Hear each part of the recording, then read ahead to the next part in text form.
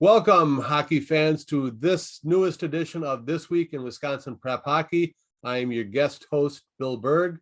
With me tonight, Del Scanlon, Bill Berg Jr. MJ Hammett is on special assignment this week, and hopefully he'll be back with us next week. Got a quick program today heading into the holidays, but we'll get started with the recap of last week. Del took in the girls' game of the week, which was the Rock County Fury at the Metro Lynx. So why don't you tell us how that one went, Del? Yeah, it was a pretty good game starting out. The Lynx jumped out to a 2-goal lead, but then with about a little over a minute remaining in the first period, Emma Klagora got a nice breakaway going where the Lynx players caught up with her. And the shot she took, I was surprised it went into the net. It was that far to the side of the goalie, and it found its way into the net. And, so it was 2-1 at the end of the first period.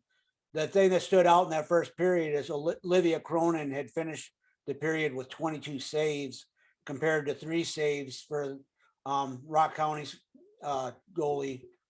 And went into the second period. The Lynx really dominated that period. They scored on a power play about almost halfway through the period, and then scored a second goal a little bit later to have a 4-1 lead at the end of 2. And then the third period belonged to the Lynx again, as they scored 3 unanswered goals to go on and win the game 7-1. The one thing that stood out was Rock County did get called for a 5-minute major and a 10-minute misconduct for a checking from behind penalty, and they were able to keep the Lynx from scoring on that. The Lynx did end up getting a penalty called during it, so the last 2 minutes of that penalty was a 4-on-4. But all in all, Olivia Cronin did what she could to keep Rock County Fury in this game, but the Lynx just were able to use their numbers and dominate the game to end up with a 7-1 victory. And with that, I'll turn it over to William for the Amory versus Lakeland boys game of the week. Yeah, Burglar and I went up to Minocqua on Saturday to see unbeaten Lakeland take on one-loss Amory. I believe Amory was ranked 3rd in Division II coming into that game. Got there, Burglar realized he did not put a memory card in his camera. So he missed the first period as he had to run to Walmart and buy a memory card. But thankfully they have, a store in Minocqua. It's the only one. So he was able to get one and get pictures of the next 2 periods. But we got to chat with Tim Henningsgaard and Matt. Why am I blanking on his name? He emails me every week. Matt Humpel, the head coach and assistant coach of Amory before the game. And they talked about they're really liking 2-division hockey. It's done a lot for their program. The attitude of the kids in their program, not just at the high school level, but at the youth level, who are looking to be playing high school area, in the future. It's nice that not being in the same section as Hudson anymore and not playing in the same conference as Hudson, they don't have to play them, which is a position I'm sure a lot of teams would like to be in right now. Not having to play Hudson because they're just dominating, and they have been for several years. And this kind of trip is not the kind they would have made in the past. A trip to play Lakeland in Minocqua. It's a 3-hour trip for them. Back in single division, their non-conference games would have played a lot more people in their area. Your Hudsons, your Eau Claires, those kinds of teams. And now that they're Division II, they get a chance to travel out a little further. They mentioned, Anago was over in Baldwin. That's not a trip that would have happened in the past.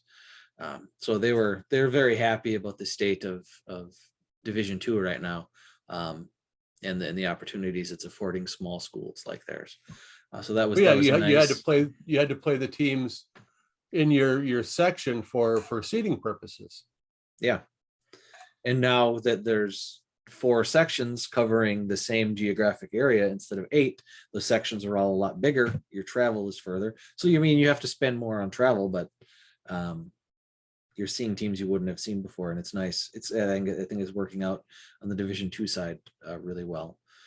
That said, we'll get into the game. Amory, in my mind, really controlled the first several minutes of the game, but it was Lakeland who got on the board first. Little scrum in front of the Amory goal. Their defense was able to clear the puck out and knock it out towards the blue line, but the blue liner was able to knock it down, Matt Haggart. And he fired just a beautiful wrist shot from deep near the blue line up into the top corner of the net. And I don't think Amory goalie Alex Starzecki ever saw it. Just based on the way he reacted to the shot as it went in. There was a lot of traffic in front of the net based on the scrum that happened before that shot. I don't think he even saw it. Beautiful shot into the top corner of the net, so I'm not sure he just really had a chance to stop it anyway. But Lakeland took the early 1-0 lead, and then they scored again just 21 seconds later. Thomas McCumber fired a shot from the point that Braden Warcall tipped in front, right up into the top of the net, made it 2-0 after Amory had really controlled the first couple of minutes of the period. And then Lakeland kind of owned the rest of the first period. Other than Amory got one back shorthanded. They had an offensive zone face-off shorthanded. It was kind of a fluky goal. They won the drawback to Caden Meyer at the point, and he fired a slap shot in probably knee high or so coming in at the net. And I don't think Frederick Henningsgaard tipped it. I think it hit him and deflected. And it was one of those deflections you see every now and then where the puck starts rolling end over end and it goes like 10, 12 feet in the air. And, you know, the goalie was down because the shot was low. And you can just kind of see him looking up and trying to reach back as the puck like flutters over him into the net. You know, you see that goal every now and then, but not that often. And there's not a lot a goalie can do about it. They've gone down, they're ready to block that shot or any, you know, from the distance he was out, any tips that are coming in, but that kind of deflection where it goes, you know, 10, 12 feet in the air and it just kind of tumbles over the goalie. Cut the lead in half. From there, second period, no goals were scored again. I thought Amory actually led in puck possession, but Lakeland led in shots. Amory just wasn't getting shots through to the net. And then in the third period, kind of like the second period last week when we saw it at Tomahawk, in the third period, Amory just came out like their heads were on fire. And they really dominated the third period, controlled the pace of play really well. Lakeland did not get a lot of chances in the third period. The couple they did get were odd man rushes and even a breakaway, but Starzecki turned them all away. Lakeland actually had a couple one-on-one opportunities against Amory defensemen where the Lakeland forward just completely undressed the defenseman coming down the ice and got free, and Starzecki came up to the task on all of them. But Amory tied it up at the 6:11 mark of the period. Again, it was another tipped shot. Blue Anderson fired it from the point, and Reese Atkins. This one was actually a tip, not a deflection like the Henningsgaard goal. It was actually a tip. Shot low on the ice, tipped right up into the top corner of the net. Exactly what you want to see happen on that kind of shot to tie the game up. Both goalies turned away odd man rushes from then on out. And then with just 46 seconds left in the game, Amory was able to break the tie. Frederick Henningsgaard made a nice heads up pass down the ice to Simon Panik, who caught Lakeland on a line change. As he entered the blue line, there were 3 Lakeland players like right on him, or like a step behind him, 3 guys just trailing him into the zone. But he was able to maintain control as they were harassing him from behind. And he was able to beat Max Masizva to give Amory the 3-2 lead with 46 seconds left. And then they added an empty netter with 0.2 left on the clock to make it a 4-2 win. It was a really, really nice hockey game. Both Division II games Burler and I have seen this year have been really, really good hockey games. This one was probably a little faster than the last one we saw, but either way, both were really good games. Now Lakeland no longer undefeated. That was their first loss of the season. And Amory, we'll see in the poll later, but they're still holding on to that number 3 spot in Division II.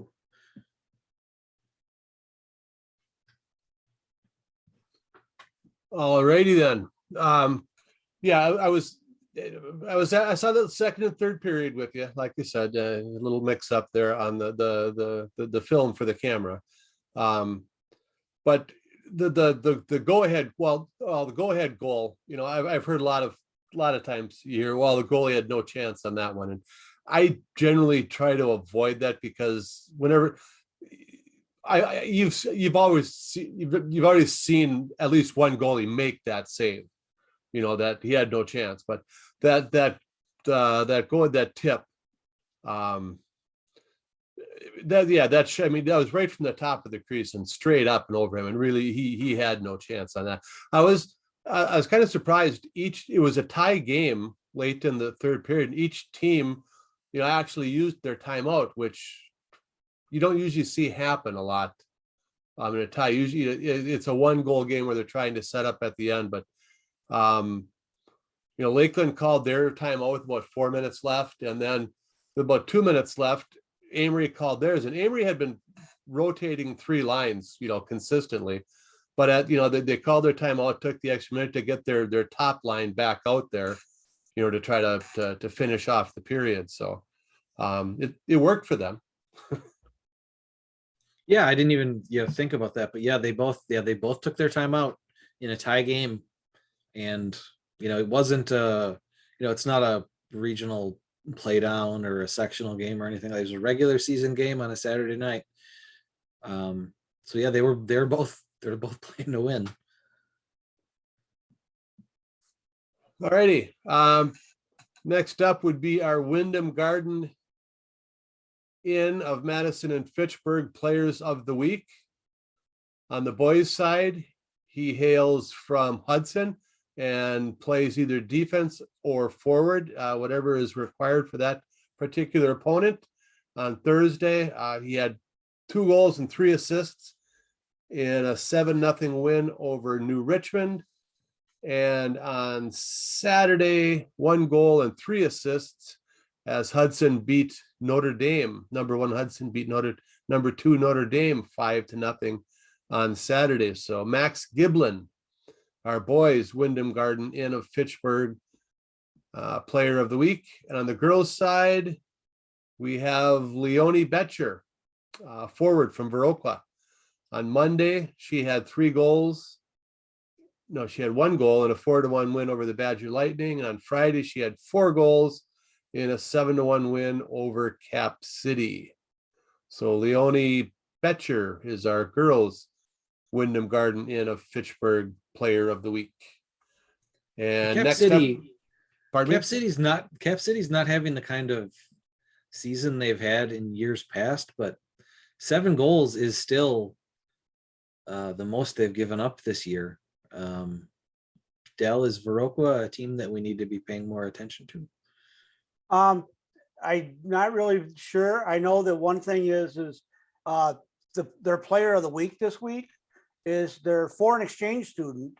And I was just trying to go to our front page here, and because I want to say she's from Germany, but I wanted to double check on that.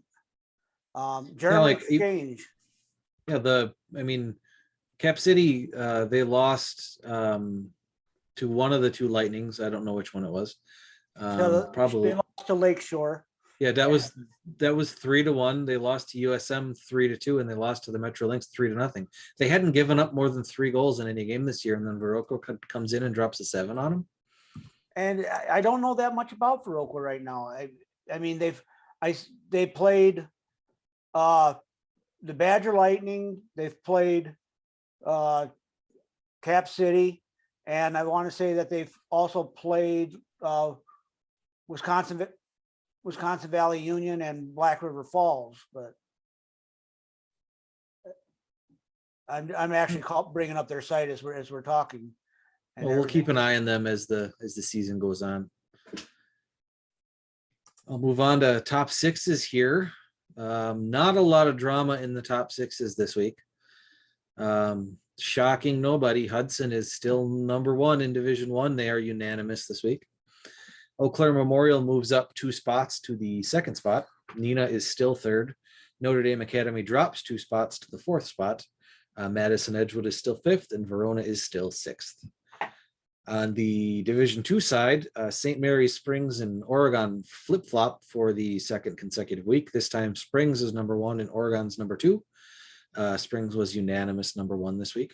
Amory is still 3rd. New Richmond is still 4th. Rice Lake moves up 1 spot to 5th, and Baldwin Woodville takes over the 6th spot. They were not ranked last week. On the girls, Metro Lynx are still 1st. Central Wisconsin moved up 1 spot to 2nd. Bay Area dropped 1 spot to 3rd. Fox Cities moved up 1 spot to 4th. Western Wisconsin dropped back 1 spot to 5th, and Hudson is still sitting on the 6th spot. Interesting thing I noticed in the St. Mary's Spring versus Oregon game.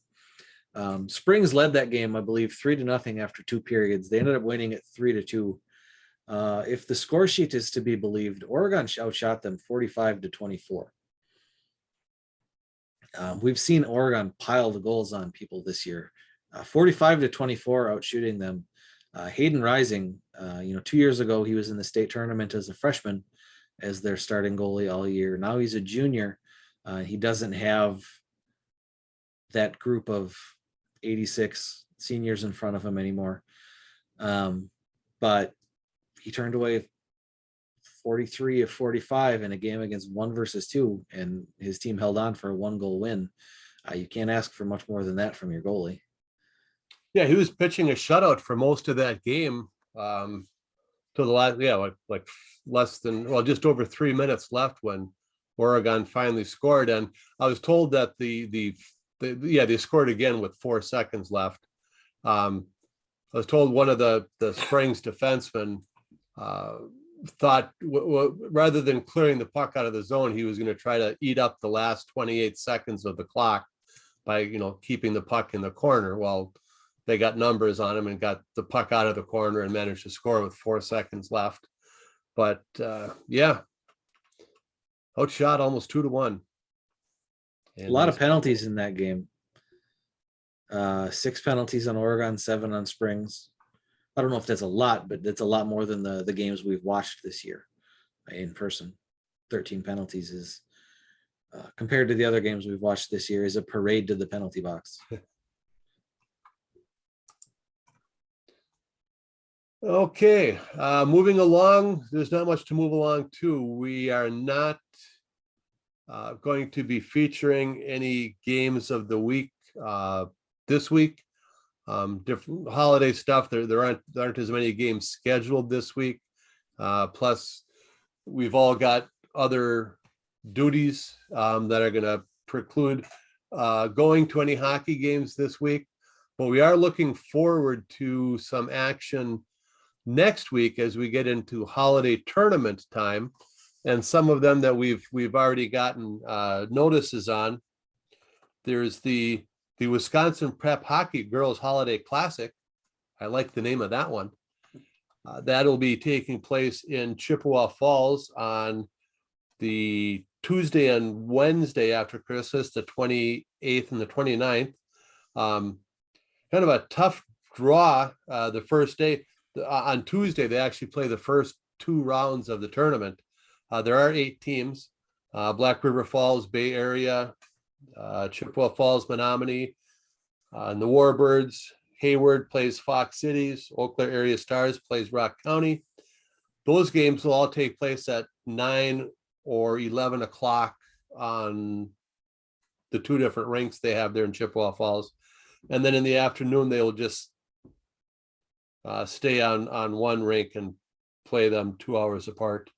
Then the final round on Wednesday.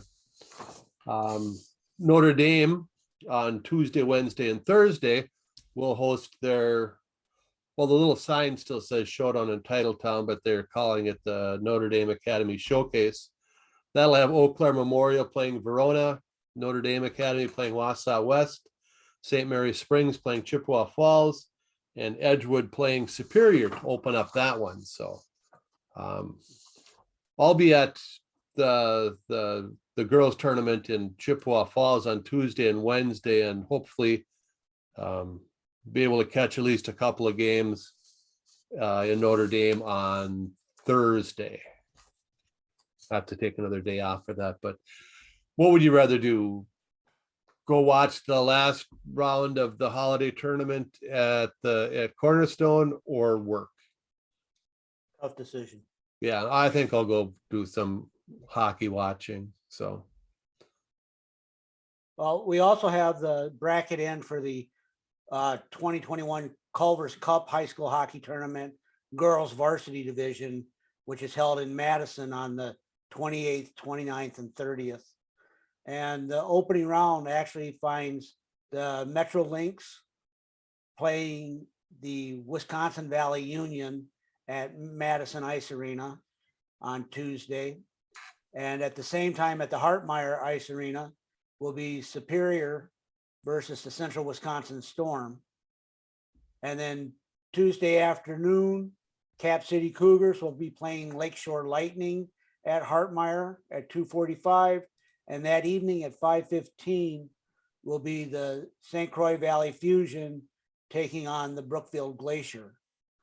The winners, well, both will play again everybody will play at Hartmeyer on Wednesday. And then on Thursday, the Consolation Championship and the championship games will be at Madison Ice Arena, and the other two games will be at Hartmeyer. At the same time this tournament goes on, they also do host a boys varsity and boys junior varsity tournament, but I haven't seen the brackets for those come in yet. I do know that Andrea has offered to send us the results in as soon as they're done, but we're always looking for more information on the holiday tournaments. I don't know if they've always been this way. The Superior girls team is only playing 11 of their allotted 24 games against Wisconsin teams this year. The rest of them are in Minnesota. I mean, I know that Superior traditionally plays Minnesota, but I don't know that their girls team has ever played that heavily in Minnesota. They have a lot of Minnesota games this year.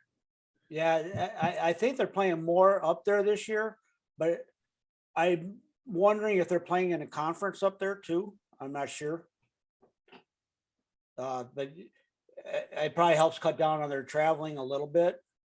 Oh, definitely.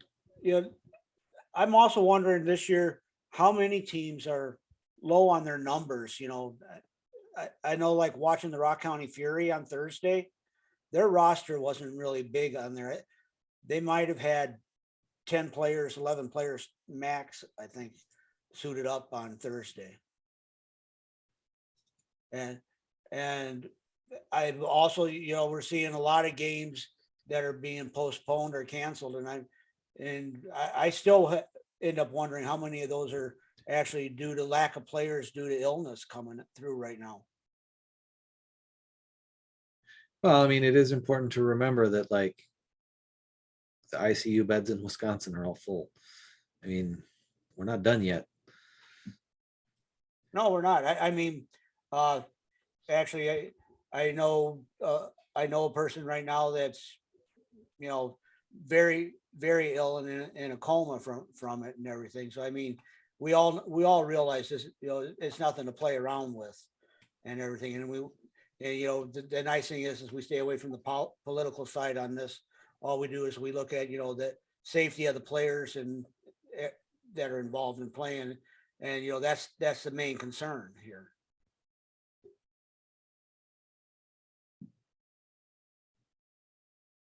Burglar is looking at something very intently. You're on mute. we learned one other thing this week or today. The WIAA slipped in an overtime official game change on us during the off season. We for years it was always the game ended officially. The game ended after an 8-minute overtime period. If it was still tied, it went down as a tie. Even if it was in a tournament and you ended up going another overtime or a shootout or whatever, officially everything stopped after that 8 minutes. Now they added a 5-minute 3-on-3 overtime period after the 8-minute. And I did some quick checking on some of the, looked at some of the ties that we've had, and some of them ended after 8 minutes. Some of them went 2 overtimes. So I don't know why the ones that are listed. I think, well, one of them was Notre Dame and was it Eau Claire Memorial tied?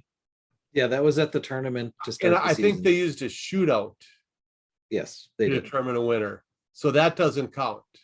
But I mean, I don't know why they didn't do a 3-on-3 for 5 minutes before that. Well, if Maybe- teams are going to start doing 3-on-3 overtime, I've got this wonderful article about Sergei Fedorov and his KHL team that they should read. Pull the goalie. Pull the goalie. It's not something you can do all the time, but Sergei Fedorov, everybody remembers him with the Red Wings, is coaching a KHL team, and during certain situations, if he's got his top guys on the ice and they get it in the offensive zone and they have control of the puck in 3-on-3 overtime, he is pulling his goalie, putting his team up 4-3, and he's won both times he's done it. It's high risk, high reward, but 4-on-3 is a big advantage on the ice, especially if you're in, Green Heck is Olympic sized ice. If you're in one of the Olympic sized arenas, 4-on-3, there's a lot of ice to play around if your top 4 guys are on the ice. Plus, it's fun. It's much more likely that if one of the teams in a 3-on-3 pulls their goalie, that you're going to get a win instead of a tie, whether it's because they managed to take advantage and score or because the other team gets an empty netter. Nobody likes ties. I just looked. The Superior girls team is not in the Lake Superior Conference, which has Duluth and Duluth Marshall and Cloquet and Proctor and that. So I don't believe they're in a tournament in Minnesota either. I mean, a tournament conference. So looking back, I while we were here going, I looked at the Viroqua girls schedule and everything. They've lost 2 of their games. They're sitting with a 4-3 record, and they 2 of their games they've lost were by 3-2 scores. One of them in overtime to the Icebergs, or no, in overtime to Black River Falls, and then 3-2 to the Icebergs.